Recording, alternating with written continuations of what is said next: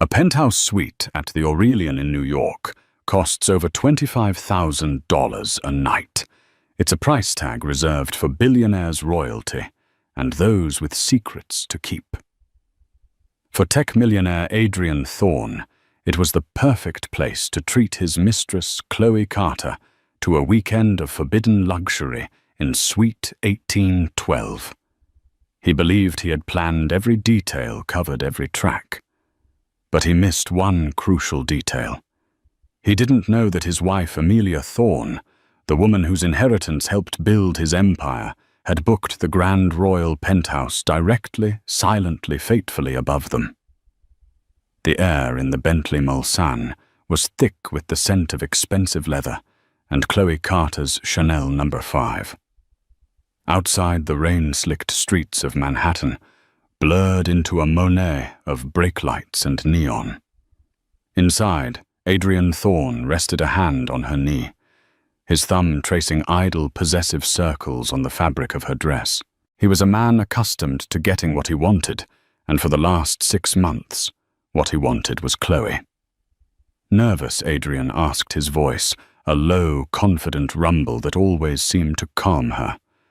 Chloe turned from the window, her wide hazel eyes reflecting the city's ambition. A little. The Aurelian. Adrian, it's legendary. Are you sure about this?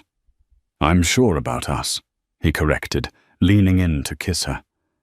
It was a practiced, perfect kiss, the kind that erased doubt. Amelia thinks I'm at a tech summit in Zurich. Her father's old cronies are honoring him with some posthumous award. She'll be buried in family obligations all weekend. We're ghosts. Chloe wanted to believe him. At 26, she was a senior data analyst at his company, Thorne Innovations. She had been dazzled by his intellect, his power, and the focused attention he had shown her.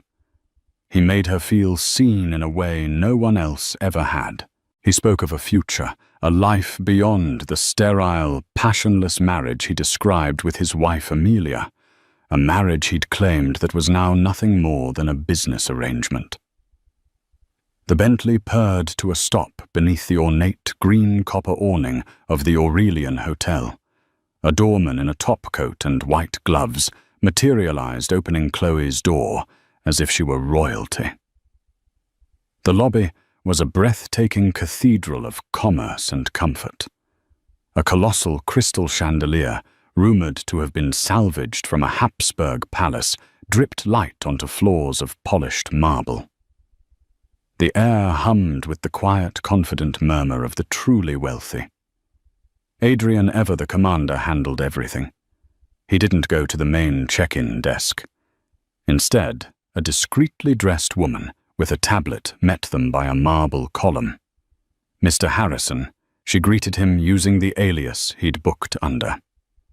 Welcome back to the Aurelian. The celestial suite is prepared for you. Room 1812. Your luggage will be brought up momentarily. She handed him a sleek black keycard without another word.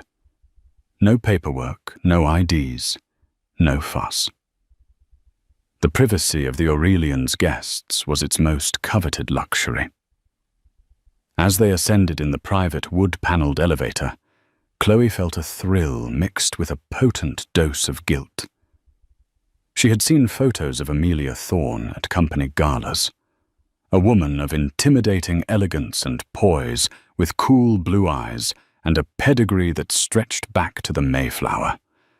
She was the Thorne in Thorne Innovations, having provided the seed money from her family's vast shipping fortune that had launched Adrian's brilliant idea into a billion-dollar reality.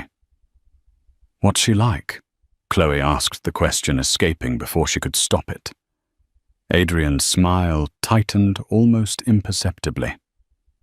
Amelia, she's organized, efficient. She runs the household like she runs a board meeting. Everything has its place.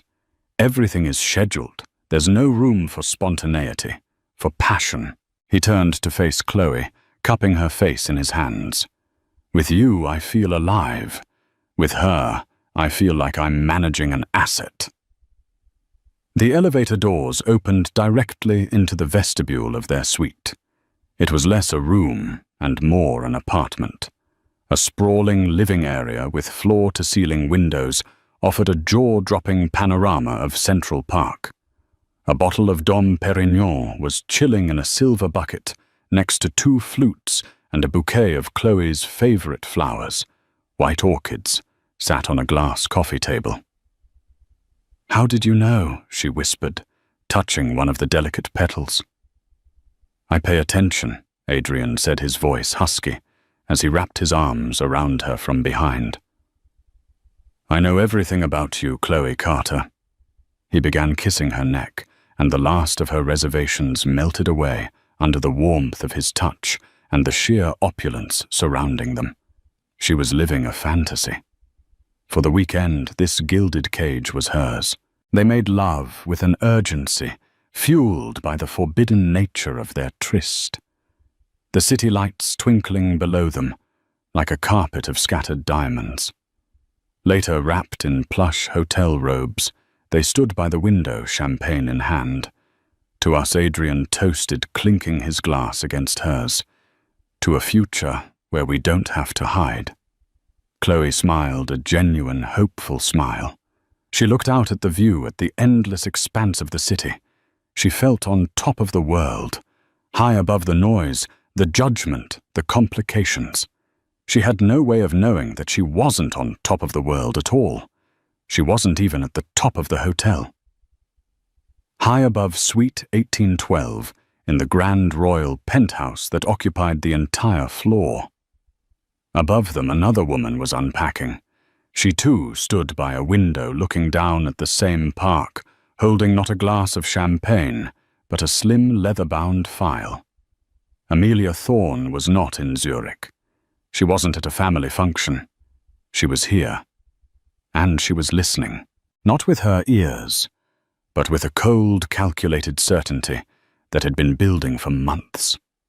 The faint, percussive thud of a bass line from a song playing in the suite below traveled almost imperceptibly through the floorboards, a confirmation that felt as final as a gavel strike. Her husband and his mistress had arrived, and her own plan was just beginning. Amelia Thorne did not believe in coincidence. Coincidence was a luxury for the unprepared, a narrative for the naive. Her world, the one she had meticulously curated alongside her husband, was built on strategy data and the unflinching acknowledgement of human fallibility, especially Adrian's. The suspicion had started not with a lipstick stain or a late night at the office, but with a discrepancy in a financial report.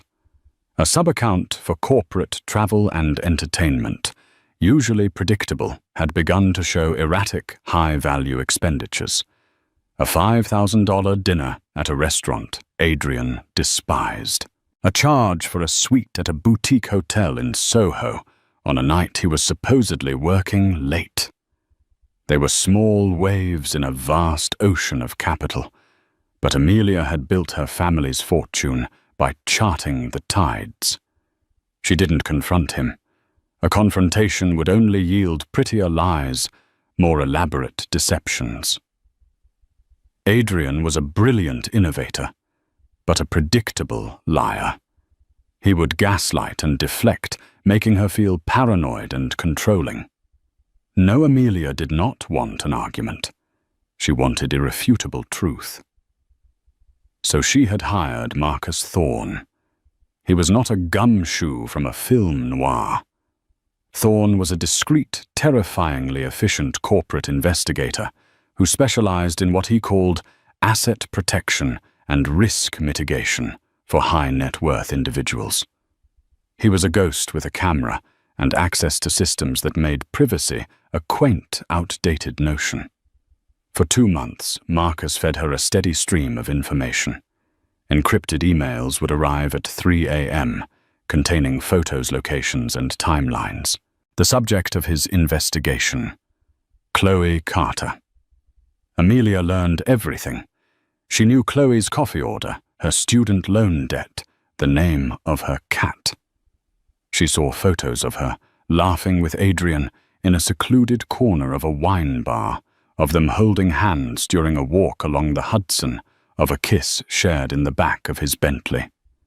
Each photo was a small, cold stone dropped into the pit of her stomach. There was pain, of course, a deep, seismic crack in the foundation of their 20-year marriage. But as the evidence mounted, the pain began to crystallize into something harder, colder, and far more useful resolve. The final piece had arrived 2 days ago, an itinerary, a booking at the Aurelian Hotel under the name James Harrison. Suite 1812, the Celestial Suite, for this coming weekend. The weekend he was supposed to be in Zurich. Amelia looked at the booking at the name of the suite. Celestial. The irony was so thick it was almost suffocating. Adrian reaching for the heavens with his little dalliance. It was then that her plan took shape. It wasn't enough to catch him. It wasn't enough to divorce him. A quiet, civilized divorce would allow him to paint her as the cold, frigid wife he couldn't connect with anymore. It would allow him to rewrite history and walk away with half of an empire her money had started. No, he had chosen to humiliate her in private. She would choose to dismantle him in public. She made a call. Not to a lawyer, not yet. She called the Aurelian's general manager, a man whose daughter's tuition at NYU was funded by a Thorne family charitable grant. Mr. Dubois. "It's Amelia Thorne," she had said. Her voice calm and level. "I need a favor. I require the Grand Royal Penthouse for the weekend. An impromptu decision." There was a brief, flustered pause on the other end. Mrs. Thorne, of course. But the Penthouse is typically booked months, if not years, in Thorne. "I'm aware," Amelia said, letting the silence hang in the air. "I trust you can find a way to accommodate me. Consider it a personal request." It had taken less than an hour for him to call back. The Penthouse was hers. Now, standing in the palatial living room of the Grand Royal Penthouse, she felt a strange, chilling calm. The suite was magnificent, a showcase of quiet, old-world luxury that made the Celestial Suite below seem like a trendy, nouveau riche afterthought. Here the art on the walls was real, a small Degas sketch, a Miro lithograph. A grand piano stood in one corner. A private terrace offered a god's-eye view of the city. Her single suitcase sat on a luggage rack neatly unpacked by a hotel attendant. She had brought 3 things of importance. The first was the leather-bound file from Marcus Thorne, filled with every damning piece of evidence. The second was a custom-made listening device, a highly sensitive parabolic microphone that, when placed against the floor in just the right spot, could pick up vibrations and muffled conversations from the suite directly below. It was a gift from Marcus. "Just in case," he'd said. The third item was a copy of her prenuptial agreement. She didn't need to read it. She knew it by heart. She had helped her father's lawyers draft it 20 years ago. There was a standard infidelity clause, but there was also a lesser-known, far more potent one, a morals clause, tied directly to the reputation of Thorne Innovations. Any action by either partner that brought public scandal or financial disrepute upon the company was grounds for immediate punitive forfeiture of shares. Her father had insisted on it. A man's character is his collateral. Amelia, he had told her. Never forget that. She walked over to the center of the vast Persian rug, knelt, and placed the listening device against the floor. Switching it on, she put on the connected headphones.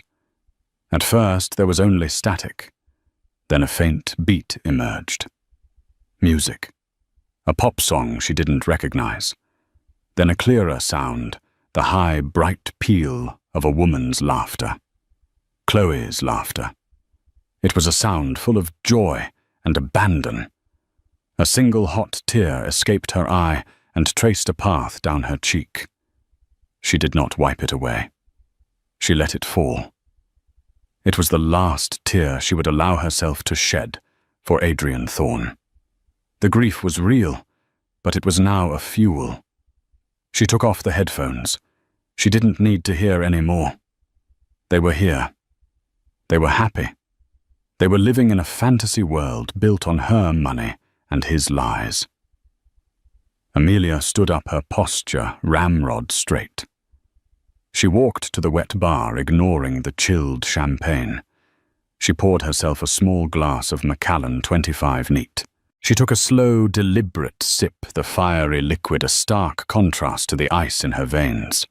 The architect was in place. She had the blueprints for Adrian's destruction. Now all she had to do was wait for the perfect moment to pull down the entire building. By Saturday morning, the fantasy had begun to show its seams. For Chloe, the initial euphoria had given way to a subtle gnawing unease. Adrian, who had been so attentive and present the night before, was now distant. His focus tethered to the glowing screen of his phone. He had been scrolling through it since he woke up, a small, worried furrow in his brow. "Everything okay?" Chloe asked, propping herself up on an elbow. She was wearing one of his soft cashmere sweaters, feeling small and hopeful in the cavernous bed. "Just a market fluctuation in Singapore." "Nothing to worry your pretty little head about," he said, not looking up. The comment was meant to be reassuring, but it felt condescending. He had never spoken to her like that at the office, where he'd praised her analytical mind. Here in this new role as mistress, it seemed her intelligence was an accessory to be admired, not engaged with. They ordered room service for breakfast. As the waiter wheeled in the cart laden with silver cloches and fresh juices, Chloe noticed Adrian's eyes dart towards the door, a flicker of paranoia in his gaze. He signed the check as Mr. Harrison with a flourish, but his hand was not quite steady. "I was thinking," Chloe said, "trying to reclaim the romance, we could go for a walk in the park later. Or maybe visit the Met. You said you'd take me to see the sergeant portraits." "Too risky," Adrian said immediately, shaking his head as he sliced into a grapefruit. "Too many people. Someone might recognize me." "Recognize us," she corrected softly. "Yes, us," he amended, but the damage was done. He saw this as his risk, his problem. She was a complication to be managed, not a partner to be protected. The first real crack appeared around noon. Adrian's personal phone, the one he'd sworn was only for her, and his most trusted contacts, buzzed violently on the nightstand. The caller ID read, David Chen.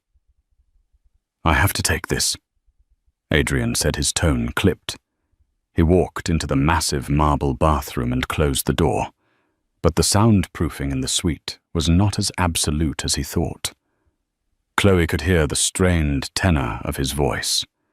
David Chen was Adrian's right-hand man at Thorne Innovations, the COO, a genius logistician who kept the company running while Adrian played the visionary. "David, now's not a good time." "No, I'm not in Zurich. It's complicated. Look, the European expansion can wait until Monday. What do you mean the board is getting restless? Who's been talking to them?" Chloe sat on the edge of the bed, the pretense of their romantic bubble shattering around her. This wasn't an escape for him. It was just a different, more luxurious office from which he was still managing his complicated life. A life that she was beginning to understand she was not truly a part of.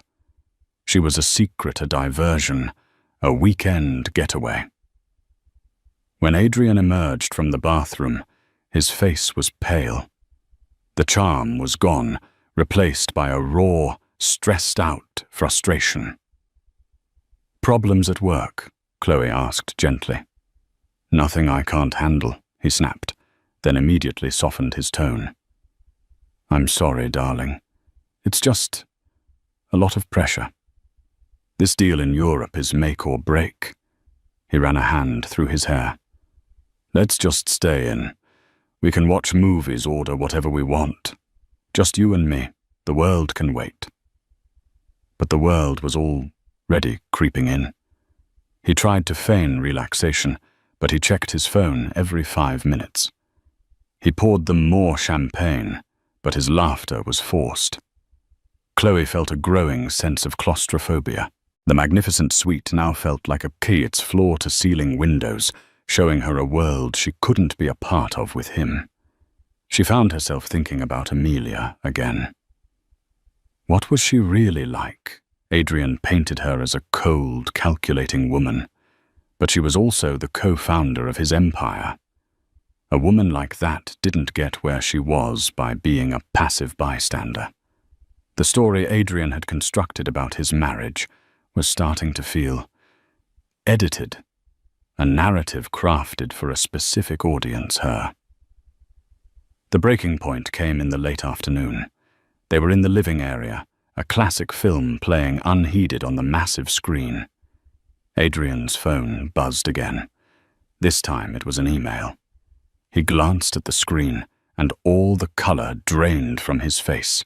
He stood up so abruptly, he nearly knocked over his champagne flute. "What is it?" Chloe asked, alarmed. He didn't answer. He stared at his phone, his eyes wide with a terror she had never seen before. He looked like a man who had seen a ghost. He slowly turned his head and looked around the room at the windows at the door, as if expecting someone to burst through. "Adrian, you're scaring me. What's wrong?" He finally looked at her, but his eyes seemed to look straight through her. "We have to leave," he said, his voice a hoarse whisper. "Leave? What are you talking about? What happened?" "Don't ask questions, Chloe. Just get dressed. Pack your things. Now." The command was harsh, panicked. The suave millionaire was gone, replaced by a cornered animal. All the romance, all the whispered promises of a future together, evaporated in the sterile, fear-laced air of the suite. The cracks in the facade had given way, revealing the rotten framework beneath. And as Chloe rushed to pack her bag, a single terrifying thought echoed in her mind. What in God's name had been in that email? Upstairs, Amelia Thorne lowered the parabolic microphone from her ear. She hadn't been able to make out the words, but she had heard the sudden shift in tone, Adrian's panicked voice, the sound of drawers opening and closing in a hurry. The email had been delivered. The first stone had been thrown, and from the sound of it, it had just shattered Adrian's perfect little world. The email that had eviscerated Adrian Thorne's composure was a masterpiece of psychological warfare. It had not come from a recognizable address, but from a randomly generated encrypted Proton mail account. There was no text in the body of the message. There was only a subject line and a single attached image. The subject line read, "A lovely view from the Aurelian." Don't you think the image was a high-resolution photograph? It showed Adrian and Chloe in the hotel lobby from the previous evening. They were standing near the marble column waiting for the concierge. Adrian's back was mostly to the camera, but Chloe was in perfect profile, gazing up at him with an expression of pure adoration. Adrian's hand was resting on the small of her back in a gesture that was unmistakably intimate. The photo was time-stamped. It had been taken less than 24 hours ago. But that wasn't the most terrifying part. The photo had been taken from an elevated angle from the mezzanine balcony that overlooked the lobby. It was a perspective that suggested the photographer wasn't just a random guest, but someone who had been watching them, waiting for them. Adrian's mind raced, cycling through a Rolodex of potential enemies. Was it a business rival trying to get leverage for the European deal? Had one of Amelia's family members, protective of the Thorn name, hired someone to follow him? Or was it simpler and more sordid, a professional blackmailer who had gotten lucky? His mind, a finely tuned instrument for calculating risk and strategy, was now flooded with a paralyzing static of paranoia. The one possibility he did not for a single second entertain was that the architect of his terror was sleeping peacefully in a four-poster bed directly above his head. Amelia was in Zurich, drowning in familial grief and duty. That was a fixed point in his universe. Her absence was the foundation upon which this entire weekend was built. "Adrian, talk to me," Chloe pleaded. Pulling on her coat, her voice was shaking. "Who sent that? What did it say?" "It's nothing." He lied, the words tasting like ash in his mouth. He shoved his phone into his pocket, trying to regain control. "It's a bluff. A competitor trying to rattle me before the merger talks. It's business, Chloe. It has nothing to do with you." But his eyes betrayed him. He kept glancing at the suite's door, at the silent telephone on the desk. He felt exposed, watched. The luxurious suite had transformed into a fishbowl. "Business."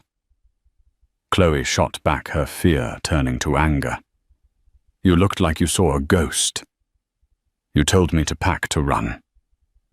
This doesn't feel like business, Adrian. This feels like we got caught." "We didn't get caught," he insisted, his voice rising. He grabbed her by the arms, his grip tighter than he intended. "Nobody knows we're here. This is a targeted corporate attack. They're using our situation as leverage. The best thing we can do is act normal. Stay calm." His attempt to sound commanding was completely undermined by the sheen of sweat on his forehead. He was telling her to stay calm while he was visibly imploding. He released her and began to pace the room like a caged tiger. "Harrison, they don't know my real name. They know the room number. How could they know the room number?" He stopped, his eyes widening. The staff. Someone on staff must have been paid off. He was spiraling, casting blame in every direction to avoid looking at the simple truth: his own recklessness had consequences. Chloe watched him, a cold dread washing over her. This was the man who had promised her a future, a life of passion and authenticity. This panicked, paranoid stranger was not that man. She was seeing the real Adrian Thorn for the first time, not the confident CEO or the charming lover, but a man terrified of losing control. "I want to go home," she said, her voice small but firm. "No." Adrian's response was sharp, almost brutal. "We can't leave. If someone is watching, leaving in a panic is the worst thing we can do. It confirms their leverage. We stay. We finish the weekend. We act as if nothing is wrong. We project strength. On Monday, my security team will sweep this hotel from top to bottom and find out who's behind this." He was talking about his life, his problems, his strategy. She was a piece on his chessboard, a pawn he was now moving to protect his king. Defeated and scared, Chloe sank onto the sofa. The dream was well and truly over. She was trapped in a luxury prison with a man who was unraveling before her very eyes. The silence in the room was heavy, broken only by the distant sound of a swoon on the street below and the frantic, silent whirring of Adrian Thorn's mind as he tried and failed to calculate his way out of a trap he didn't even understand. He was fighting a ghost, a digital phantom who had his name, his location, and his secret. He thought he was playing a game of corporate espionage. He had no idea he was a pawn in a war of marital revenge. Upstairs, Amelia placed a "Do Not Disturb" sign on her door. She ordered a light lunch from room service, a lobster salad, and a glass of Sancerre. She ate slowly, methodically, savoring every bite. She did not need a listening device to know what was happening below. She had written the script herself. Panic, accusations, lies. The slow, corrosive acid of fear eating away at their illicit fantasy. The first act of her play was over, and it had gone perfectly.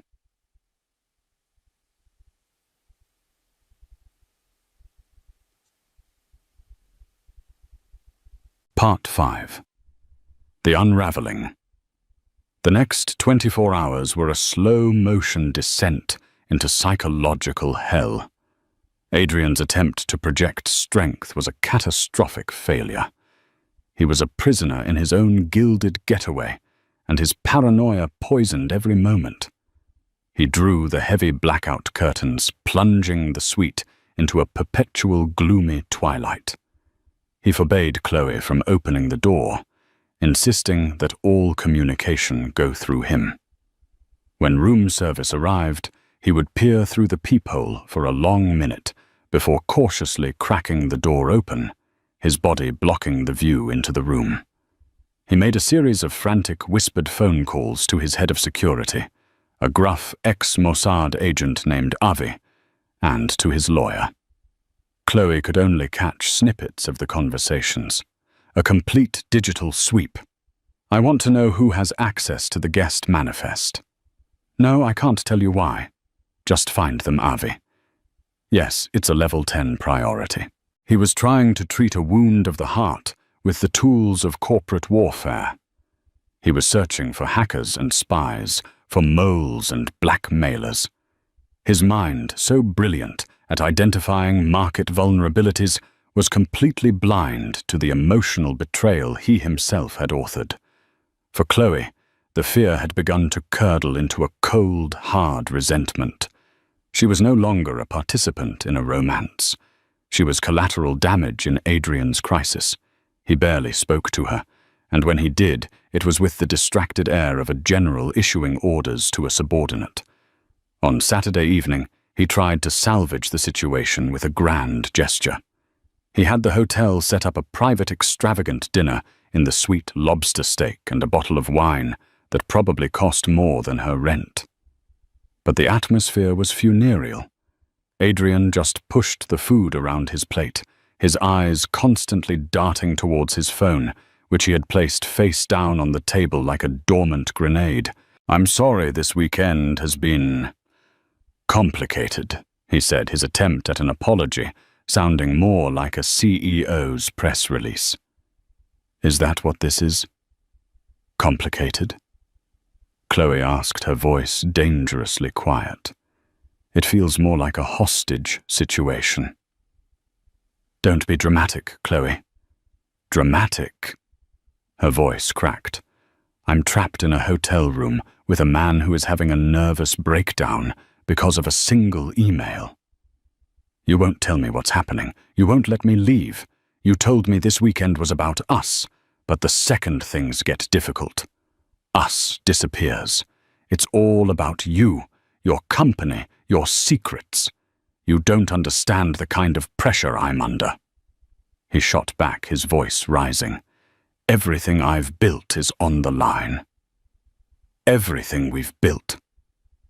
"You mean a voice?" in Chloe's head corrected her, and the thought was so jarring it silenced her. Adrian always said, I built this company. The pressure I'm under. But that wasn't true. Amelia's inheritance, her family name, her social connections. They weren't just the seed. They were the soil the entire empire had grown in. This realization sparked a new rebellious impulse in Chloe. While Adrian was distracted by another hushed phone call in the bedroom, she opened her laptop. Her hands trembled slightly as she typed a name into the search bar: Amelia DeWitt Thorne. The results were not what she expected. She had imagined a society wife, a relic of old money content to chair charity luncheons. The woman on the screen was a powerhouse. There were articles from Forbes and the Wall Street Journal. The quiet architect of the Thorne Empire. Amelia Thorne's Midas touch in philanthropic investing. There were photos of her not at galas, but at construction sites for the schools her foundation had built on panels at the World Economic Forum, and shaking hands with global leaders.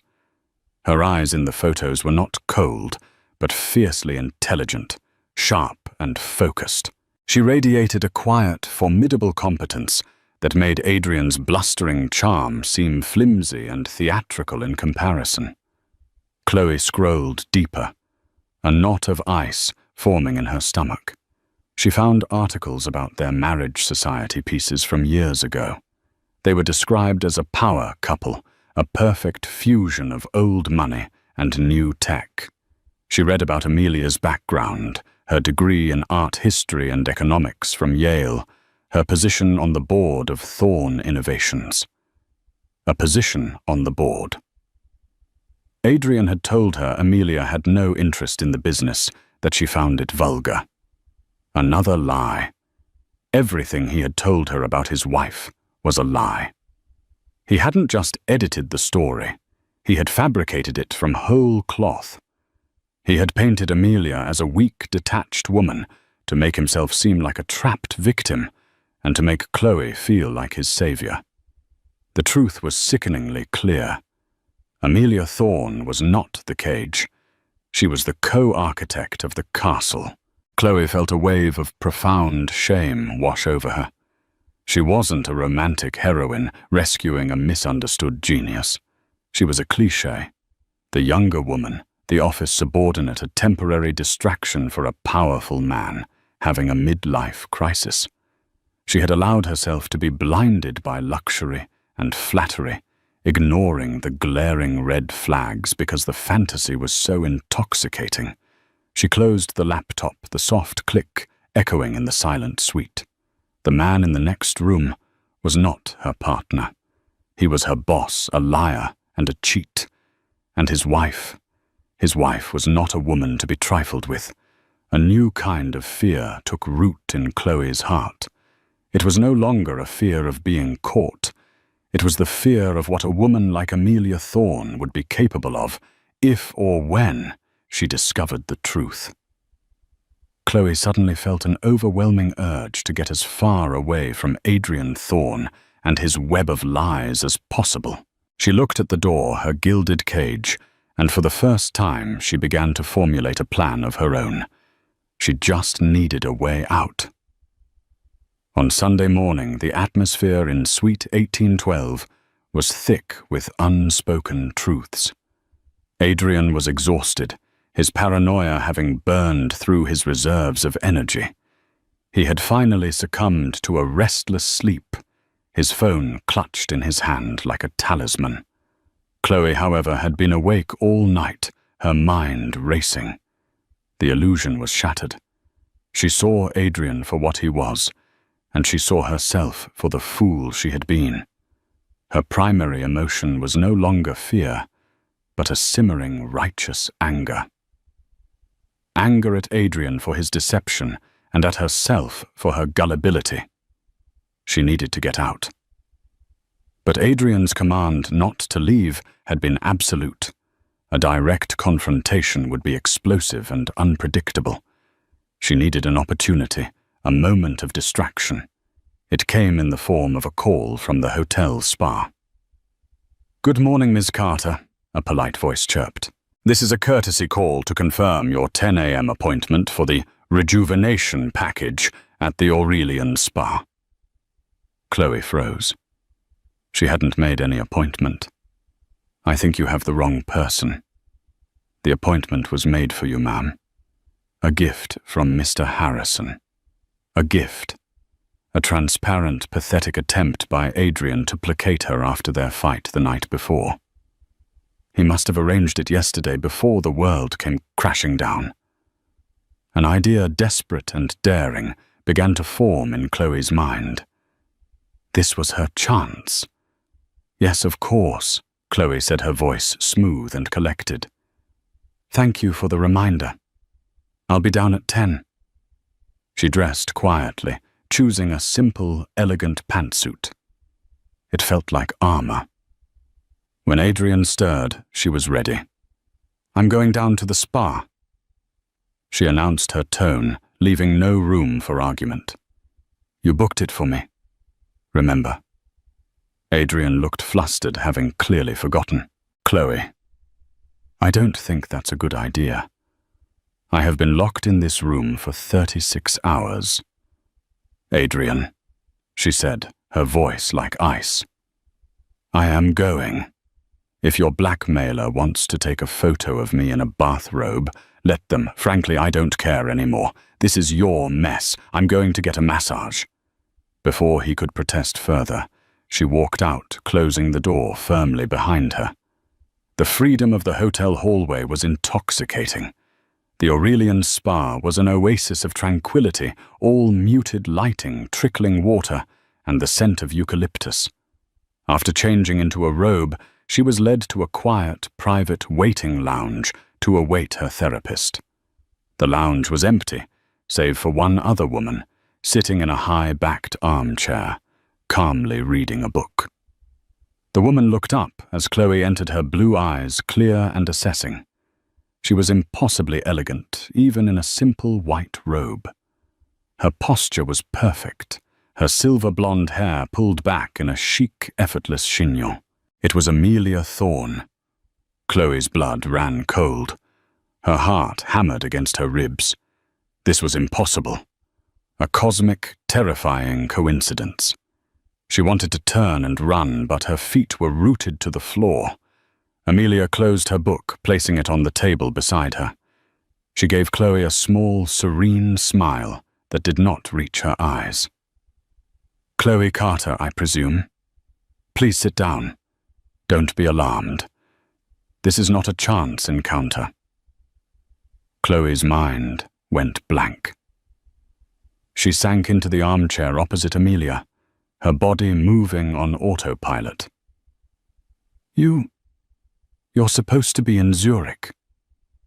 Chloe stammered the words, sounding feeble and ridiculous. Adrian is a creature of habit. His lies are rarely creative. Amelia said, her voice calm and measured, utterly devoid of the hysteria Chloe might have expected. I've known about you for 2 months, 3 weeks and 4 days. I know you prefer oat milk in your lattes, and that you've been working on the Pegasus expansion algorithm for Adrian. An impressive piece of work, by the way. Chloe stared, speechless. This wasn't a confrontation. It felt like a corporate takeover. I imagine you're wondering why I'm here, Amelia continued, folding her hands in her lap. You probably think I'm here to scream, to cry, to throw a drink in your face. That would be a waste of good scotch and my time. She leaned forward slightly, her gaze intense. I am here to offer you a business proposition. A business proposition. You've had the last day and a half to see the real Adrian, haven't you? Not the charming CEO, but the paranoid, self-serving man-child who is currently hiding under the covers upstairs. He promised you a future, didn't he? Let me be clear. There is no future. He will never leave me. Not because he loves me, but because our finances are so intractably interwoven that separating them would be the financial equivalent of unscrambling an egg. Our prenup would leave him with his salary and a pittance. I would retain controlling interest in the company. He would be ruined. Every word was a hard fact, delivered with surgical precision. He has done this before.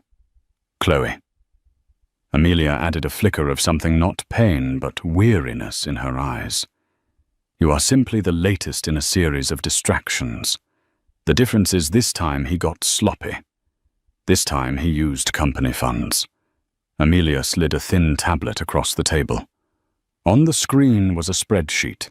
It detailed charges for jewelry, for weekends away, for rent on a small apartment in Tribeca, all funneled through the corporate T&E account Chloe had seen him use. It was embezzlement, plain and simple. "This is your out," Amelia said. "I am calling an emergency board meeting for tomorrow morning at 9 a.m. I will be exercising the morals clause in our agreement. I have enough to remove him. But your testimony would make it undeniable. It would turn a corporate maneuver into a public execution." Chloe was stunned. "My testimony? Why would I help you?" "Because your other option is to go down with him," Amelia stated plainly. "When this breaks, and it will break, the board will launch a full investigation. They will find the payments. They will find you. You'll be named in the lawsuit. You'll be fired, blacklisted in the tech industry. Adrian will throw you under the bus to save himself, claiming you extorted him. He will ruin you, Chloe. I, on the other hand, am prepared to be generous." She named a number. A severance package that would not just clear Chloe's student debt, but set her up for life.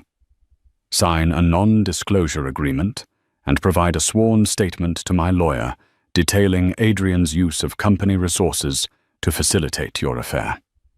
In return, you get this package a letter of recommendation for your work on Pegasus, and you disappear. You get to start over clean. He gets what he deserves. Chloe looked from the tablet to Amelia's unblinking eyes. She saw the trap she was in, laid bare. Adrian's trap of lies, and now Amelia's trap of logic. But Amelia's trap was also an escape hatch. She thought of Adrian's panic, his lies, his condescension.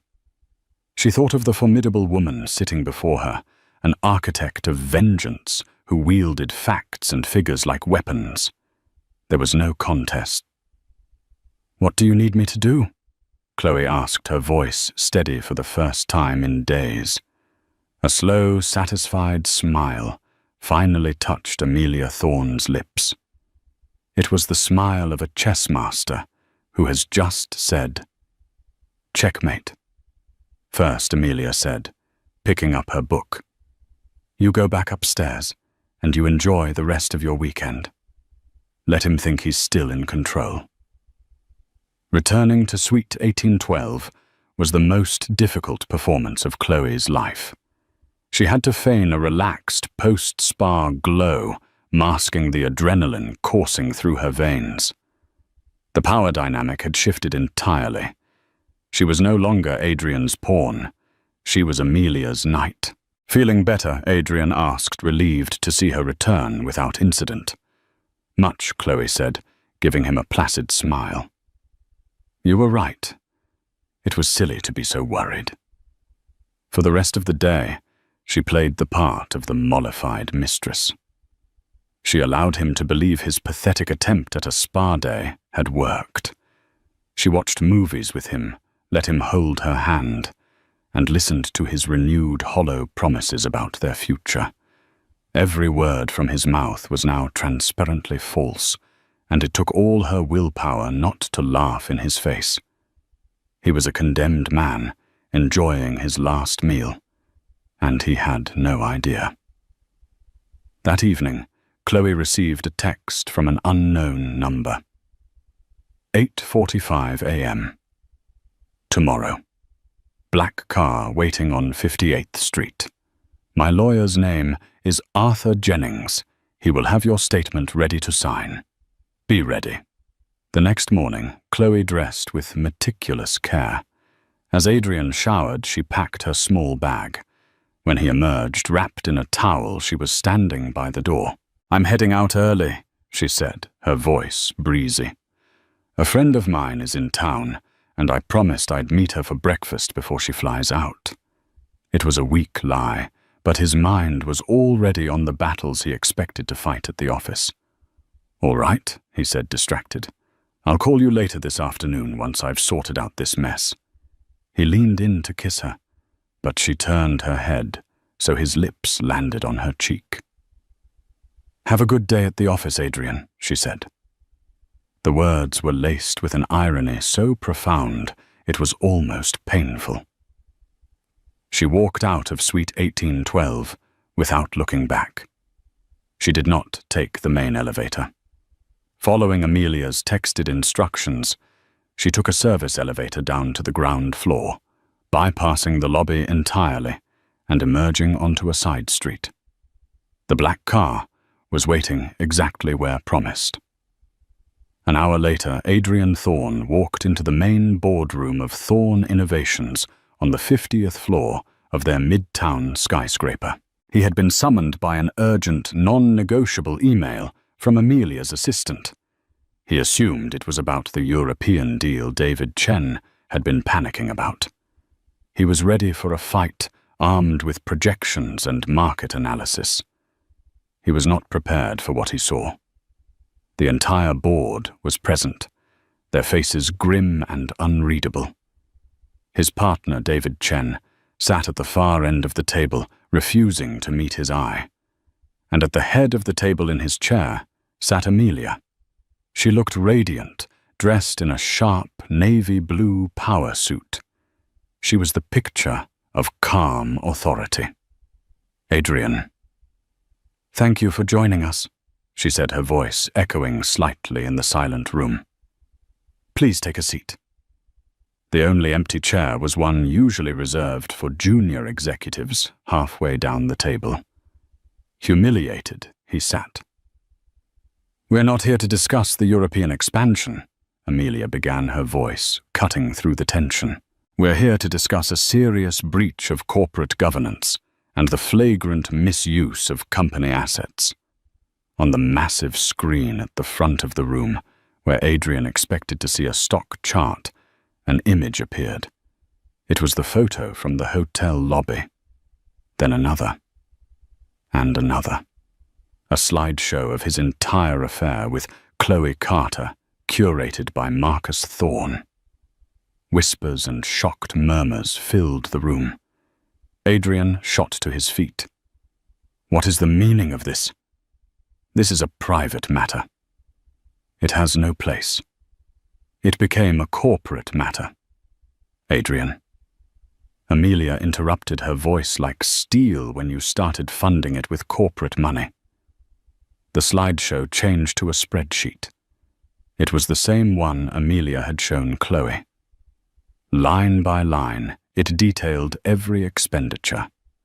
The jewelry, the secret apartment, the weekend at the Aurelian, every dollar tied to his affair, embezzled from their shareholders. David Chen finally spoke, his voice heavy with disappointment. "We've cross-referenced the expense reports with your corporate card, Adrian. It's all there. The board has been presented with irrefutable evidence." Adrian was speechless, his face ashen. He looked at Amelia, truly seeing her for the first time in years, not as his wife, but as his adversary, his executioner. She had planned this, every step. The Zurich story, the hotel, the board meeting. It was a perfectly executed corporate coup disguised as marital revenge. And finally, Amelia said, delivering the coup de grace, "We have a sworn statement from the employee involved." The boardroom door opened. Arthur Jennings, a lawyer with a shark's smile, walked in. And behind him was Chloe Carter. If Adrian had looked like he'd seen a ghost in the hotel, he now looked like a man whose soul had been ripped from his body. He stared at Chloe, his mouth agape. He saw no fear in her eyes, no regret. Only a cold, quiet resolve. She had not been his partner in crime. She had been the star witness for the prosecution. Chloe did not look at Adrian. She looked directly at the board members. Mr. Thorne pursued a relationship with me under false pretenses and used company resources to do so. She stated her voice clear and strong. I was led to believe his marriage was over and that his intentions were honorable. I have provided Mr. Jennings with all the evidence I have to that effect. It was over. Adrian sank back into his chair, a broken man. He was ruined. Publicly, professionally, personally. Utterly and completely dismantled by the two women he had so profoundly underestimated. The board voted unanimously. Adrian Thorne was removed as CEO and chairman of Thorne Innovations, effective immediately. A motion was passed to pursue legal action to reclaim the embezzled funds and press charges. Amelia Thorne was named interim CEO. In the aftermath, Adrian became a pariah. His name a cautionary tale, whispered in the boardrooms and country clubs where he was once revered. He faced a mountain of legal fees and public disgrace. Chloe Carter, as promised, disappeared. With the generous severance and a clean break, she moved to the West Coast, took a new name, and started a new life far from the toxic glamour of New York. She never looked back. Amelia thrived. Freed from the dead weight of her husband's deceit, she steered Thorne Innovations to even greater heights, her leadership lauded as visionary and decisive. She had not just reclaimed her company, she had reclaimed her life. She had been betrayed in the most personal way, but she had refused to be a victim. Instead, she became the architect of her own justice, proving that the most dangerous woman is not the one who cries, but the one who plans. In the end, Adrian Thorne's greatest mistake wasn't the affair itself, but his complete underestimation of the two women he wronged. He saw his wife Amelia as a relic of the past, and his mistress Chloe as a plaything for the future. He never realized that one was the keeper of his history, and the other would become the catalyst for his downfall. It's a chilling reminder that betrayal often breeds the most unexpected and powerful alliances. The penthouse wasn't just a room above his, it was a war room where a quiet, calculated revenge was being plotted. What do you think? Was Amelia's revenge justified, or did she go too far? Could Chloe have done anything differently? Let us know your thoughts in the comments below. If you found this story as compelling as we did, don't forget to hit that like button. Share it with someone who loves a good story of justice, and most importantly, subscribe to our channel for more true-life dramas that show what really happens when secrets and lies fall apart. Thanks for listening. The pristine white sheets of the hospital bed were a cruel joke, a stark contrast to the messy, agonizing reality of her life tearing apart. One moment Isabella was pushing through the searing pain of premature labor, her heart screaming for her husband, Alejandro. The next he was there. But he wasn't alone. Standing beside him, radiating a cold, polished glamour, was the one woman Isabella had prayed was just a figment of her paranoid, pregnant imagination.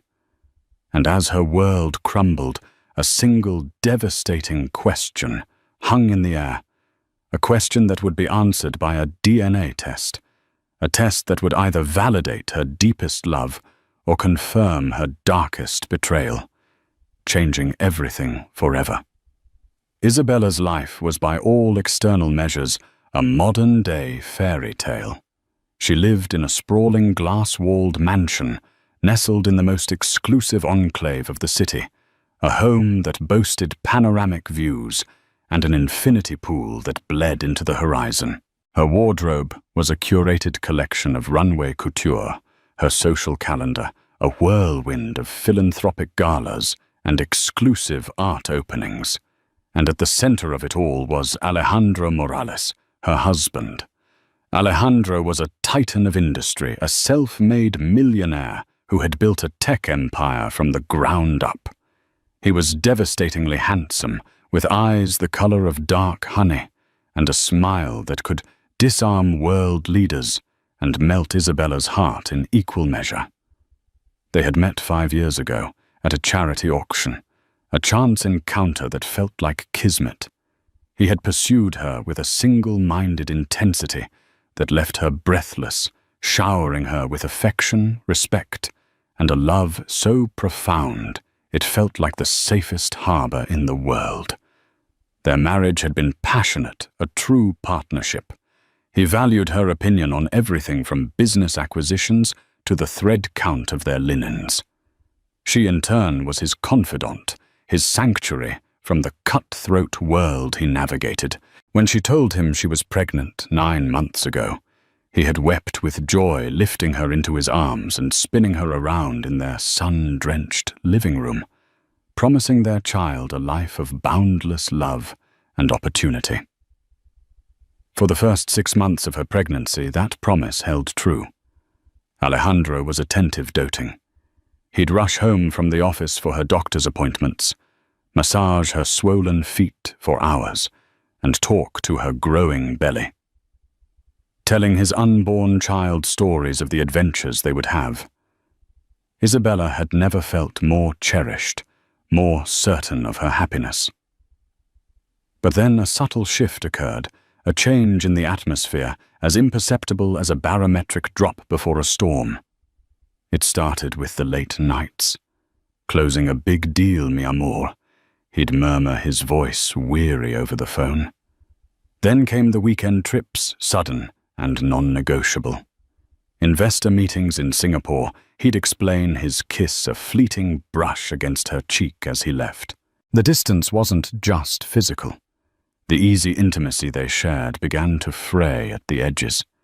He grew guarded with his phone, angling it away from her, when a text message lit up the screen. The shared laughter that once filled their cavernous home became a rare echo. Isabella, hormonal and increasingly anxious, tried to dismiss her fears. This was the pressure of his work, she told herself. He was building a legacy for their child.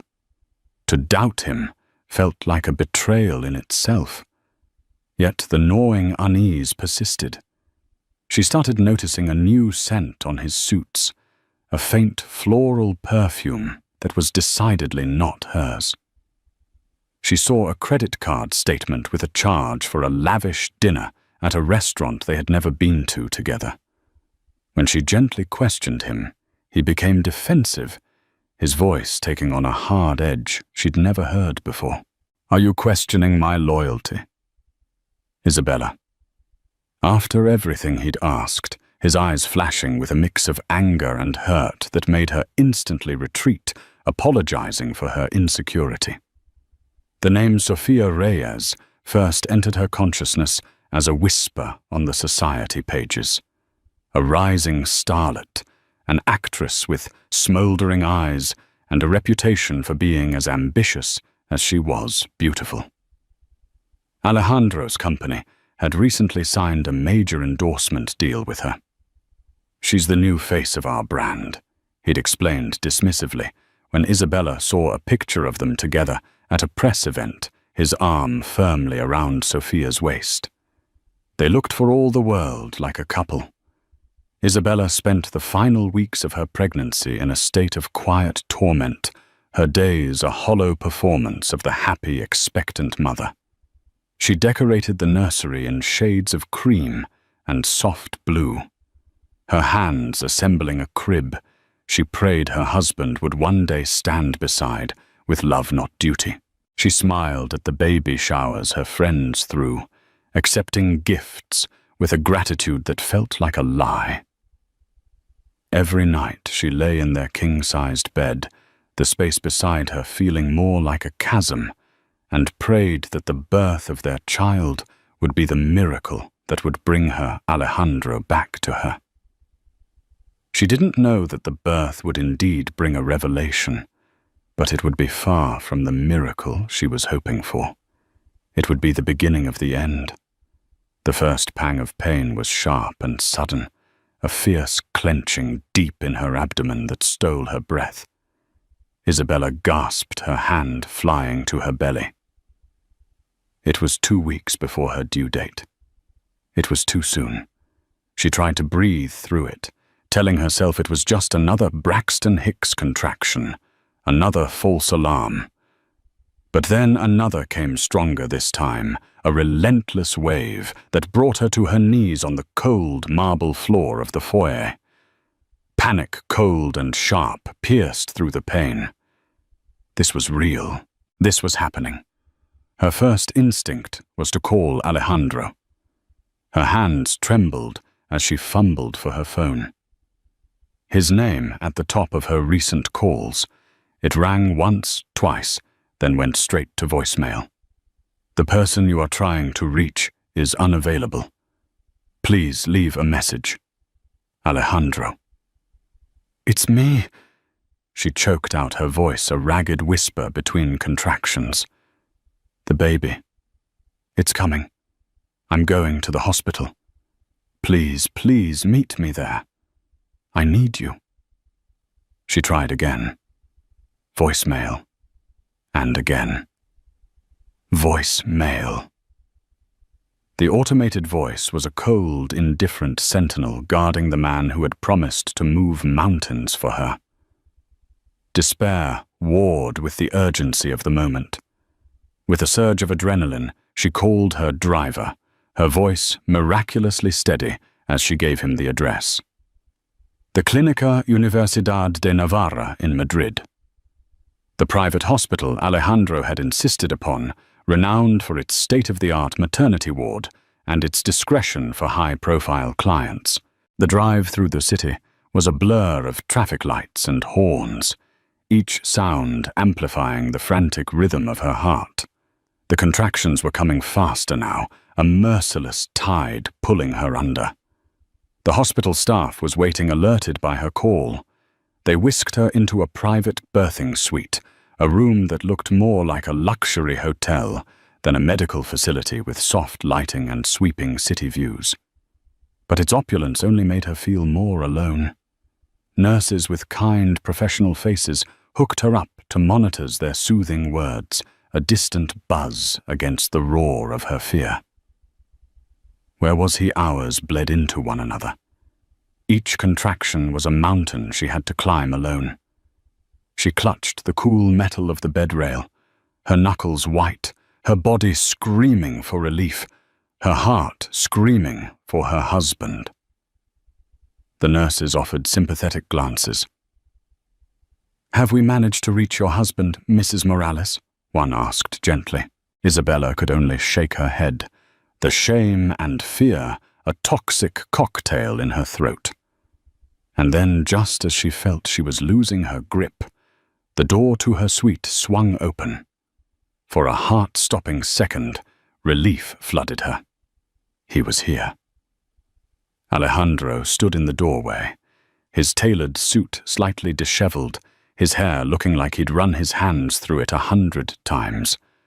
But the relief curdled into ice-cold shock. He was not alone. Standing just behind him, her hand possessively resting on his arm, was Sophia Reyes. The actress was a vision of cruel perfection. She wore a figure-hugging crimson dress that seemed to mock the sterile white of the hospital.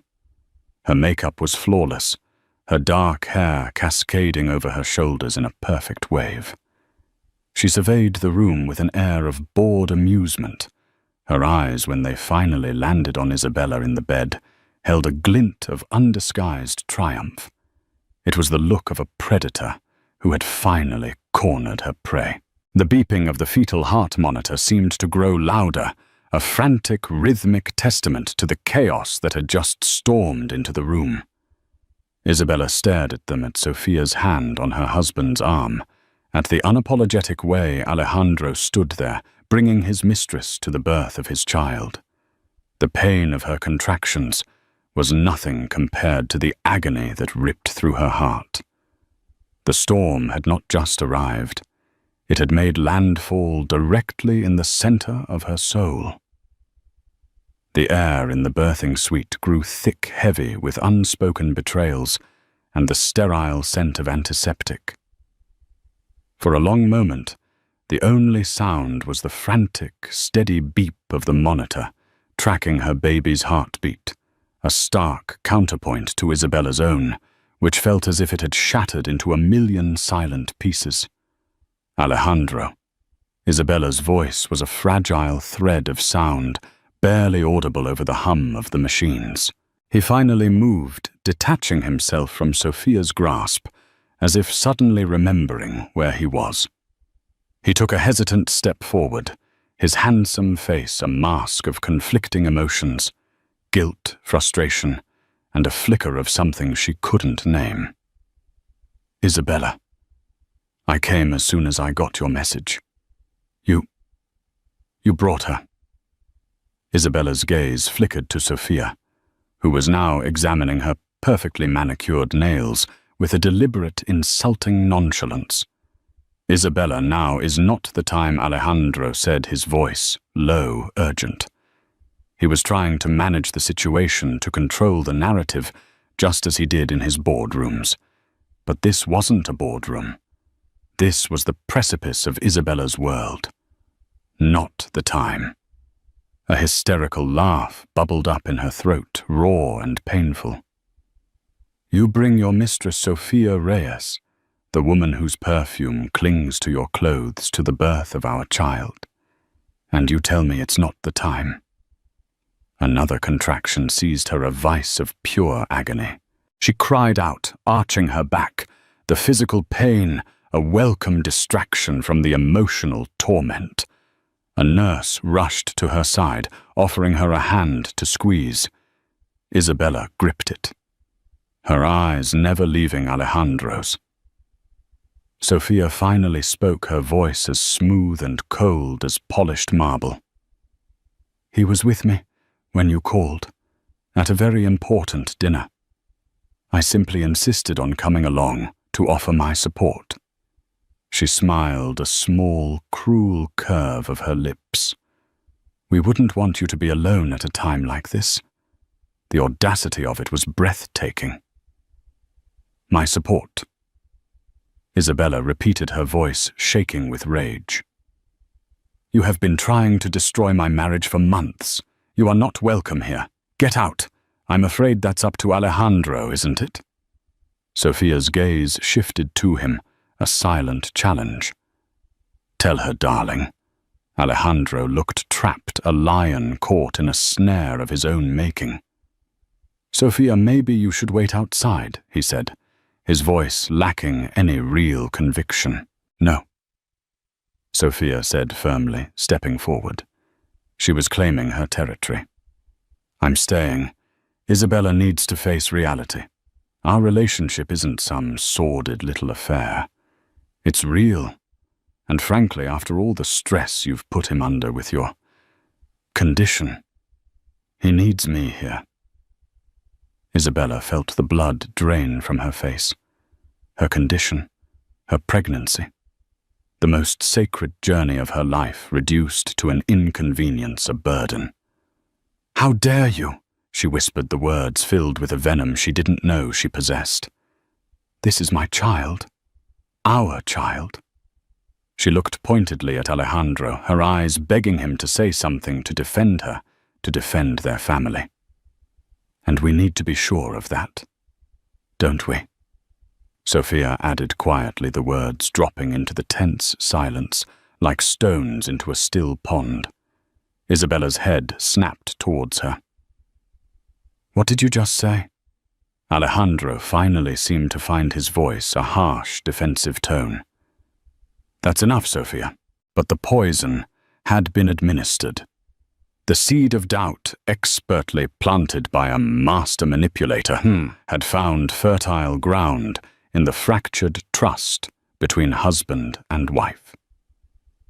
Isabella stared at Alejandro, searching his face for denial, for outrage at Sophia's insinuation. Instead, she saw a flicker of uncertainty in his dark, honey eyes. That flicker was the final fatal blow. He was actually considering it. He was doubting her fidelity. He was doubting their child. A wave of nausea and despair washed over her, so powerful it eclipsed the physical pain. This was a nightmare from which she couldn't wake. Her husband, the man she loved more than life itself, stood before her, with his mistress on the verge of questioning the legitimacy of the baby she was currently fighting to bring into the world. The white walls of the luxurious suite began to close in the beeping of the monitor, sounding like a death knell for the life she once knew. In that moment, Isabella understood that she was not just in labor with her child. She was in the process of giving birth to a new horrifying reality.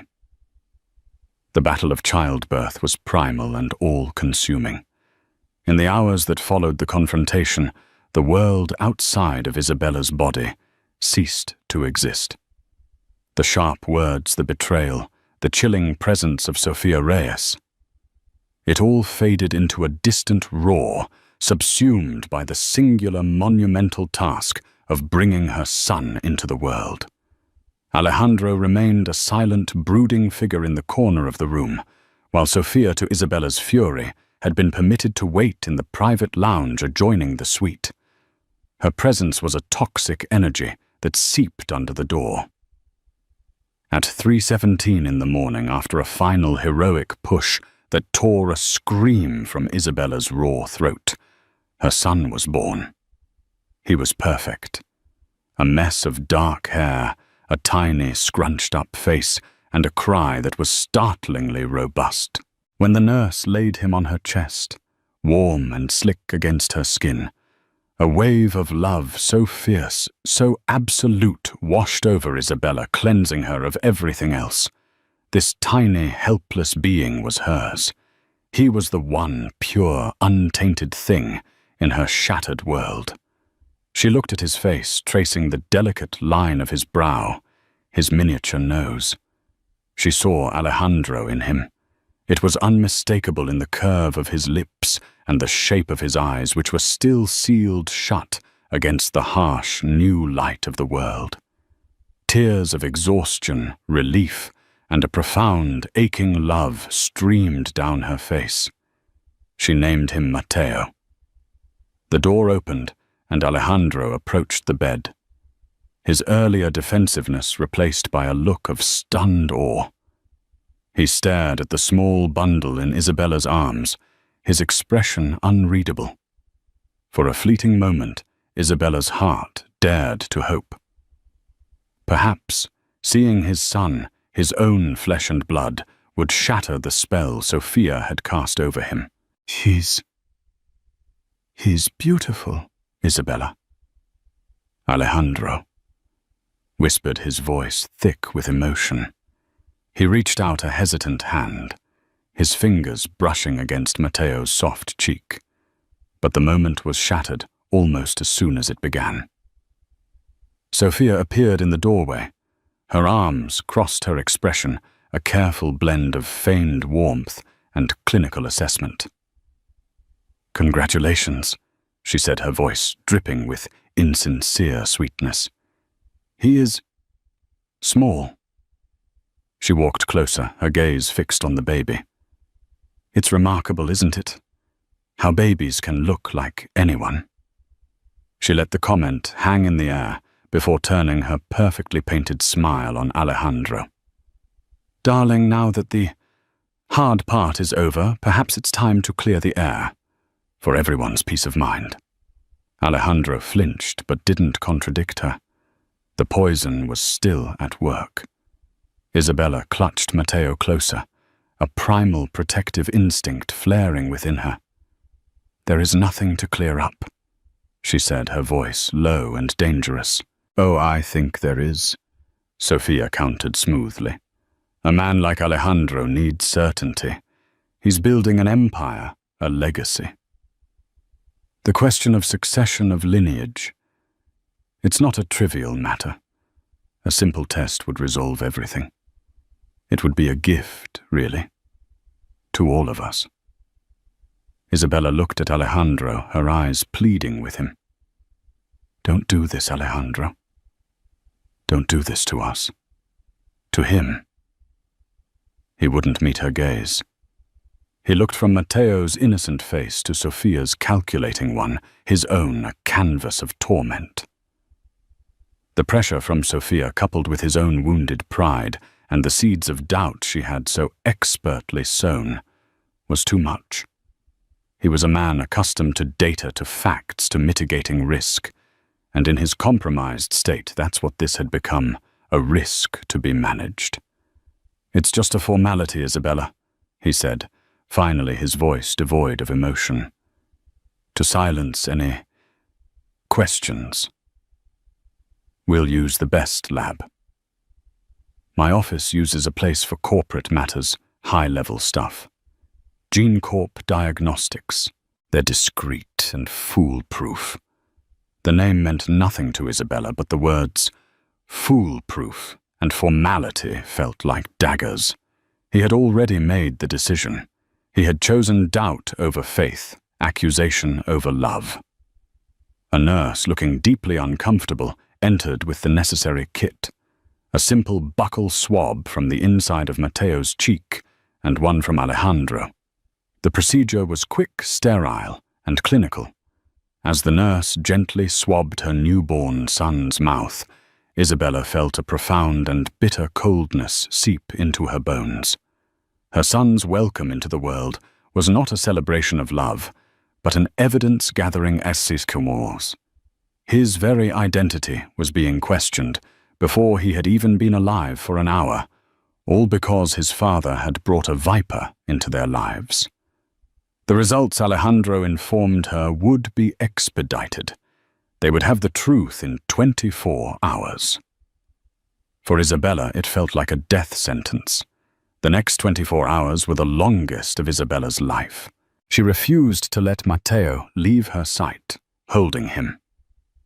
Feeding him, memorizing every detail of his perfect face, as if she were branding the image of him onto her soul. Alejandro had retreated, booking a separate room in the hospital at Sophia's insistence. He sent flowers, a massive, ostentatious bouquet of white lilies that filled the room with a funereal scent. Isabella had the nurses remove them immediately. She existed in a state of suspended animation, a bubble of maternal love, surrounded by a sea of dread. Every time the door opened, her heart leaped into her throat. Nurses came and went, checking on her, and the baby, their professional smiles doing little to soothe her frayed nerves. They all knew. The hospital staff whispered in the hallways. The story of the millionaire, his laboring wife, and the famous actress was the kind of drama that spread like wildfire. Isabella felt their pity, their judgment, and it was suffocating. Late the next afternoon, Alejandro appeared at her door. Alone this time. He looked haggard, his expensive suit rumpled. In his hand he held a sleek tablet. "The results are in," he said, his voice flat, devoid of any warmth. He didn't approach the bed, but stood near the door, as if creating a safe distance between them. Isabella's breath hitched. She tightened her hold on Matteo, who was sleeping peacefully in her arms. "Alejandro, Gene Corp just sent the encrypted report to my secure server," he said, his fingers tapping on the screen. He brought up a document, a clinical-looking page filled with genetic markers and technical jargon. But at the bottom, highlighted in a stark red box, was the conclusion. He turned the tablet towards her. She didn't need to read the complex data. The two words at the bottom were all that mattered. Probability of paternity, 0%. The world tilted on its axis, the beeping of the monitors, the distant city sounds, her own breathing. It all faded into a deafening silence. 0%.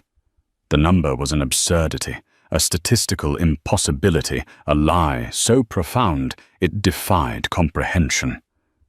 "No," she whispered. It was the only word she could form. "No, that's not possible. It's a mistake." Alejandro let out a harsh, broken sound that was almost a laugh. A mistake Isabella Gene Corp Diagnostics has a perfect record. They are the best in the world. The science doesn't lie. He looked at her then, and the conflict that had been warring in his eyes was gone. It had been replaced by a chilling certainty, a look of utter betrayal and revulsion. All this time he said, his voice thick with a pain so deep it was terrifying. Our entire marriage. Was it all a lie? Who was he, Isabella? Who was the man you were sleeping with behind my back? There was no one, she cried, her voice cracking. Alejandro. You are his father. I have never been with anyone but you. Look at him. He looks just like you. I don't see it. He shot back his face, a cold, hard mask. I see a stranger. I see your betrayal. Suddenly the door swung open and Sophia swept in, a dark angel arriving for the final act. She went straight to Alejandro's side, placing a comforting hand on his back. I'm so sorry, darling, she murmured, though her eyes when they met Isabella's were alight with malicious triumph. I knew something was wrong. I could feel your pain. She was the architect of this destruction, and now she was playing the part of the savior. There's been a mistake, Isabella, repeated her voice, rising with hysteria. The lab, someone made a mistake. Or you did this, she shrieked, pointing a trembling finger at Sophia. This is your doing. Sophia feigned a wounded look. Isabella, I know you're emotional, but this paranoia is not helping. You've been caught in a lie, and you're lashing out. It's understandable. She turned to Alejandro. She's not well, my love. We need to get you away from this toxicity.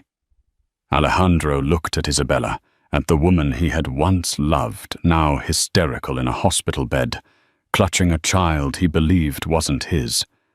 And he made his choice. My lawyers will be in contact with you, he said, his voice as cold and final as a tombstone. They will arrange for a settlement on the condition that you sign a non-disclosure agreement and disappear. You will not use my name. The child is not my responsibility. You are on your own. He turned and walked away. Sophia clinging to his arm, whispering soothingly to him. He didn't look back. The door clicked shut, plunging the room into a deafening silence. Isabella stared at the closed door, her mind struggling to process the cataclysmic event that had just occurred. She had lost everything. Her husband, her home, her name, her future. They had taken it all. She looked down at the sleeping baby in her arms, his tiny chest rising and falling in a steady, peaceful rhythm. He was all she had left. A new feeling began to smolder beneath the shock and grief. It was a slow burning ember of rage. They had called her a liar. They had called her son a stranger. They had built a lie on top of a betrayal and used it to destroy her. No, she whispered, not to the empty room, but to her son. I will not disappear. I will fight. I will prove who you are, Matteo. I swear it. The first deception had been fired. The war had just begun. The eviction was swift and brutal. Less than 48 hours after giving birth, while she was still physically and emotionally shattered, a stern-faced man in a tailored suit one of Alejandro's lawyers arrived at the hospital. He presented her with a set of papers and a bank card. Mr. Morales has made an initial deposit of 50,000 euros into this account. The lawyer stated, his voice devoid of any sympathy. It is a gesture of goodwill.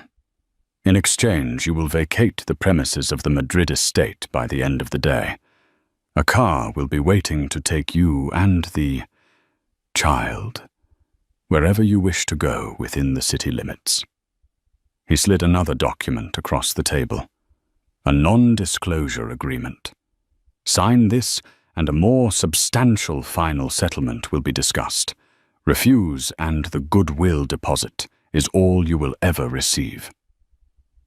Isabella looked at the man at the cold legal document that sought to erase her from Alejandro's life to buy her silence and her son's illegitimacy. The ember of rage within her glowed brighter. She pushed the papers back across the table. "Tell Alejandro Morales I will not be silenced," she said, her voice shaking but firm. The lawyer simply raised an eyebrow, collected his papers and left. The message was clear. She had chosen the hard way. Thrown out of the hospital with a newborn and a small bag of borrowed baby supplies. The reality of her situation hit her with the force of a physical blow. The gilded cage had vanished, and she was in a free fall. She had no family in Madrid. Her parents lived in a small town in a different country, and had a fragile relationship with Alejandro at best. Her so-called friends were Alejandro's friends, society swans who would flock to power and money, and would undoubtedly believe the salacious narrative Sofia and Alejandro were already spinning. There was only one person she could turn to: Ana. Ana was her childhood friend, a fiery, no-nonsense journalist who had always viewed Isabella's millionaire lifestyle with a healthy dose of skepticism. She lived in a small, cluttered but cozy apartment in the vibrant Malasaña district, a world away from the sterile opulence Isabella had known. When Isabella called, her voice breaking, Ana didn't hesitate. "Give me the address. I'm coming to get you." Seeing Ana's familiar, warm face was the first moment Isabella felt she could truly breathe. Ana took one look at her pale, shell-shocked friend and the tiny infant in her arms, and her expression hardened with protective fury. "That son of a bitch," Ana muttered carefully, taking Matteo from Isabella's arms so she could get in the car. "I never trusted him. Too polished. Too perfect." Ana's apartment was a sanctuary. It smelled of coffee-old books and life. While Isabella showered, Ana made a makeshift nursery in her spare room. She listened patiently as Isabella recounted the entire horrific ordeal, the months of suspicion, the confrontation in the hospital, Sofia's cruel words, and the devastating DNA test. 0%, Ana said, her journalist's mind immediately kicking into gear. "That's not just a negative result, that's a statistical anomaly. It's almost more likely to get a false positive than a result that absolute. Unless it's true," Isabella whispered, the fear still a raw wound. "No," Ana said firmly, her eyes blazing with conviction. "Unless it was rigged. You said he used a place called Gene Corp Diagnostics." Isabella nodded. "I've heard of them," Ana said, pulling out her laptop. "They're top tier. They handle sensitive corporate espionage cases, high-stakes patent disputes. Their security is supposed to be legendary, which also means their reputation is everything. A proven mistake would ruin them." For days, Isabella focused solely on Matteo, finding a fragile peace in the simple, demanding rhythm of caring for a newborn. But Ana was a dog with a bone. She spent her nights digging using her journalistic resources and back channels to probe into Gene Corp. It's a fortress, Anna reported back a week later, frustrated. Their digital security is airtight. No disgruntled employees speaking out, no whispers of malpractice. They're clean. Isabella's heart sank. So it's a dead end. Not necessarily. Anna said, her eyes gleaming. If you can't break down the front door, you look for a side window. You said Alejandro's lawyer mentioned they use Gene Corp for corporate matters, right? High-level stuff. Isabella nodded. So who in Alejandro's corporate world would have the motive and the means to orchestrate something this complex? This isn't just about a jealous mistress wanting to get rid of a wife. Tampering with a Gene Corp result would be incredibly risky and expensive. Sophia might have the motive, but does she have that kind of power? This feels bigger. This feels like a corporate hit aimed directly at Alejandro's heart. Anna's words hung in the air. The idea was terrifying, but it also made a twisted kind of sense. The attack felt too precise, too devastating to be merely a crime of passion. They had targeted his legacy, his heir. We need proof, Anna. Without it, it's just a crazy conspiracy theory from a bitter, discarded wife. Then we get proof, Anna declared, her jaw set. We can't challenge Gene Corp head-on. But we can investigate the chain of custody. The sample was taken at the hospital. It was picked up by a courier. It was delivered to the lab. Every step is a link in the chain, and every chain has a weak link. We just need to find it. It was a sliver of hope, but for Isabella, it was everything. She was no longer just a victim. She was a fighter. Cast out and left with nothing, she and Anna would start their own investigation, a quiet war waged from a small apartment in Malasaña against a powerful, unseen enemy. They were looking for the truth, one broken link at a time. The first few weeks of the investigation were a series of frustrating dead ends. Anna's official inquiries into the hospital's protocol were met with polite but firm stonewalling, citing patient confidentiality. Alejandro's confidentiality. They refused to release the name of the courier service or the specific technician who handled the samples. It was a wall of institutional silence designed to protect wealthy clients. They're circling the wagons, Anna said, pacing her small living room, a mess of papers spread across her coffee table. Alejandro's legal team has probably already been in contact, reminding them of the consequences of a privacy breach. Isabella, rocking a fussy Matteo, felt a familiar wave of despair. So we're stuck. No. Anna insisted, her eyes alight with a new idea. We're thinking like journalists trying to get people to talk. We need to think like a spy. The weak link isn't the official channels, it's the people. Anna's new strategy was to focus on the human element. She spent days camped out in the cafe across from the Clínica Universidad de Navarra, observing the flow of medical couriers. She cross-referenced the logos on their uniforms with local company databases. After 3 days of surveillance and 10 cups of coffee, she got a hit, a mid-level company called Biotrans Express. They weren't the biggest or most prestigious, but they handled overflow work for several major hospitals. The next step was to find the driver. Anna, using a plausible cover story about a lost but sentimentally valuable and non-biological package, managed to get a list of drivers who had been on duty the night Matteo was born. One name stood out, Javier. A part-time driver, a university student trying to make extra cash. He was the definition of a weak link. Finding Javier was easy enough. Getting him to talk was harder.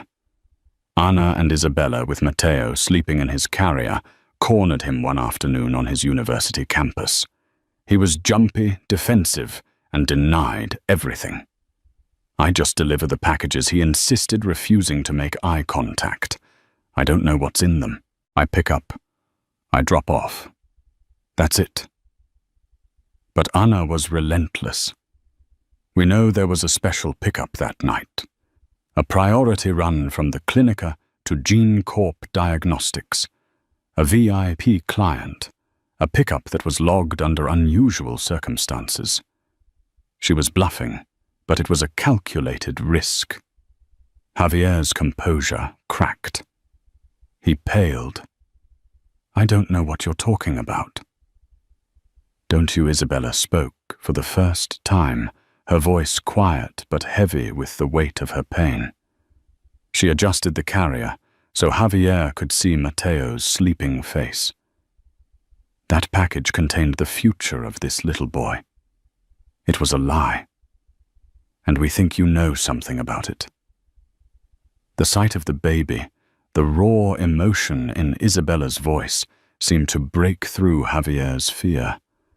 He glanced around nervously, then motioned for them to follow him to a more secluded bench. Look, I needed the money, he confessed, his voice dropping to a whisper. My tuition was due. I got a call that night, not from my dispatcher, but from a private number. It was a man. He told me to intercept the VIP pickup from the Clinica. He said the original sample was contaminated, and that he had the replacement sample. He told me to make sure the replacement was the one that got delivered to Gene Corp. Isabella's heart hammered in her chest.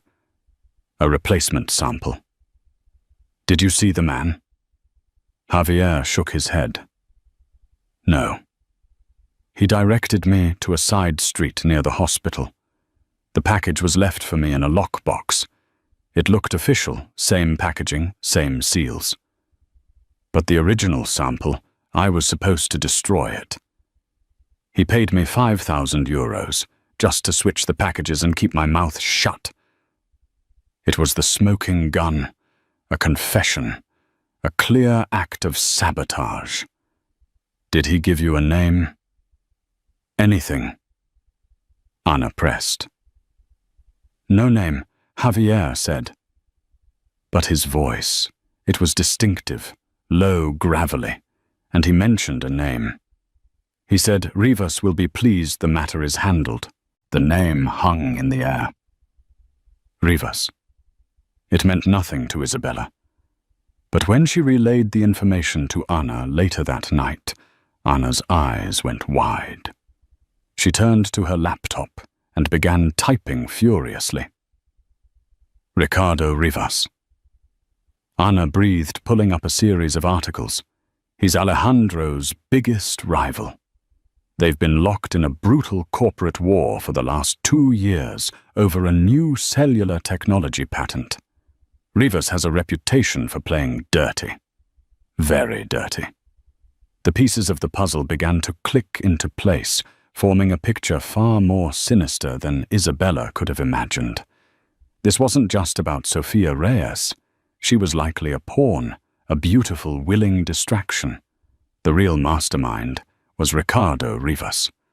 He hadn't just wanted to wound Alejandro in the boardroom. He had orchestrated a strike against him that was deeply, horrifically personal. He had aimed to invalidate Alejandro's legacy, to poison the root of his dynasty, by making him deny his own son. But what about Sofia? Isabella asked. She was there. She was the one who pushed for the test. And who do you think put the idea in her head? Anna countered. Rivas is smart. He wouldn't get his own hands dirty. He would find someone close to Alejandro, someone with their own motives, and use them. Sofia wanted you gone. Rivas wanted Alejandro broken. They had a common enemy. Suddenly, Anna stopped. She was staring at a photo from a society gala taken 6 months prior. In the background, almost lost in the crowd, stood Sophia Reyes. She was in an animated conversation with a silver-haired, imposing man. Ana zoomed in. The man was Ricardo Rivas. It was all the proof they needed to take the next step. They had the driver's confession. They had the motive. They had the connection between the conspirators. They now had the ammunition to go back to Alejandro, not as a spurned wife with a wild theory, but with cold, hard facts. They had a glimmer of hope, and it was blindingly bright. Armed with Javier's confession and the damning connection between Sofia and Ricardo Rivas, Isabella knew she couldn't just walk up to Alejandro. He was walled off, cocooned in his anger, and manipulated by the very people who had orchestrated his pain. She needed a battering ram, and that meant finding a lawyer who was fearless enough to take on a titan like Alejandro Morales. Ana, through her network, found the perfect person. A sharp, formidable attorney named Elena Vargas, a woman known for taking on impossible cases and winning. Elena listened to Isabella's story in her sleek, minimalist office, her expression unreadable. She examined Ana's research, Javier's secretly recorded confession, and the photograph of Sofia with Rivas. When Isabella was finished, Elena leaned back in her chair, a slow, predatory smile spreading across her face. "This is beautiful," Elena said the words, sending a shiver down Isabella's spine. "It's a symphony of corporate espionage and personal betrayal. They didn't just break the law. They were arrogant about it." Elena's strategy was aggressive. She didn't file a quiet motion. She fired a cannonball. She filed an emergency petition with the family court alleging fraud, conspiracy, and emotional distress. Crucially, she demanded an immediate court-ordered and supervised second DNA test. She attached Javier's affidavit and the evidence linking Sofia to Rivas. She served the papers not just to Alejandro's legal team, but to Alejandro himself. The effect was explosive. Alejandro, who had been trying to bury his pain in work and the empty companionship of Sofia, was blindsided. His lawyers had assured him Isabella would fade away. Instead, she had returned with an army. His first reaction was rage. He called Elena roaring about defamation and harassment. "Mr. Morales." Elena's voice was like ice over the phone. "Your anger is noted. However, we have a sworn affidavit from the courier who switched the samples on the night your son was born. He did so on the instruction of a man who stated that Rivas will be pleased. We also have evidence placing your current companion, Miss Sofia Reyes, in private conversation with your chief business rival, Ricardo Rivas. If you wish to contest this in open court and have this drama play out on the front page of every newspaper, be my guest. Or you can consent to a simple supervised blood test. The choice is yours." Faced with the undeniable evidence and the threat of a public spectacle that would destroy his company's reputation, Alejandro was cornered. He agreed to the test.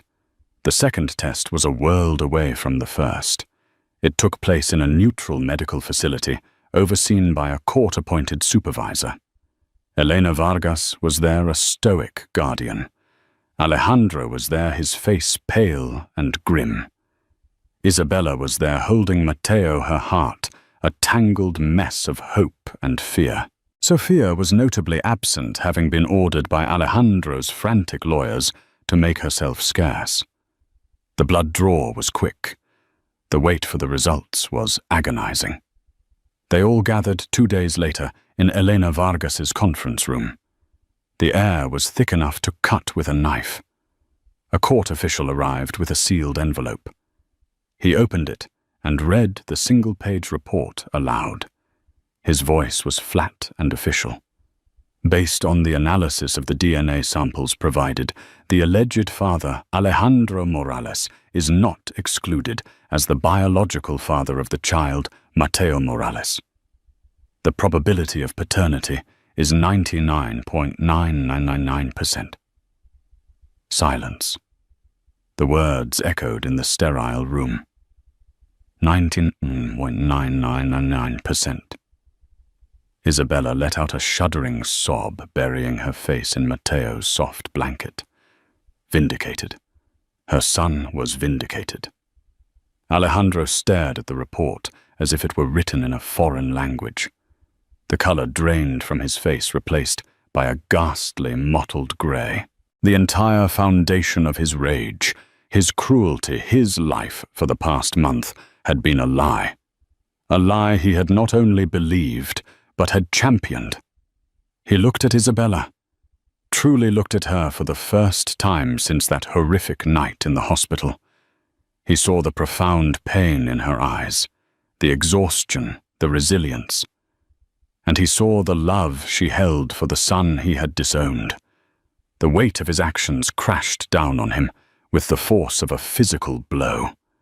He staggered back a step, his hand going to his chest as if he couldn't breathe. Isabella. He choked out his voice, a raw, broken thing. My God, what have I done? The unmasking was complete. But the truth was a double-edged sword. It had cleared Isabella's name, but it had also unleashed a new kind of chaos. The betrayal was not hers, but his, and the man who had been the architect of it all, Ricardo Rivas, was still out there, while the woman who had acted as his willing accomplice, Sofia Reyes, was about to face a reckoning of her own. Alejandro had his son back, but he had lost his wife, and the journey to even begin to atone for that was a mountain far higher than any he had ever climbed in the world of business. The fallout was immediate and spectacular.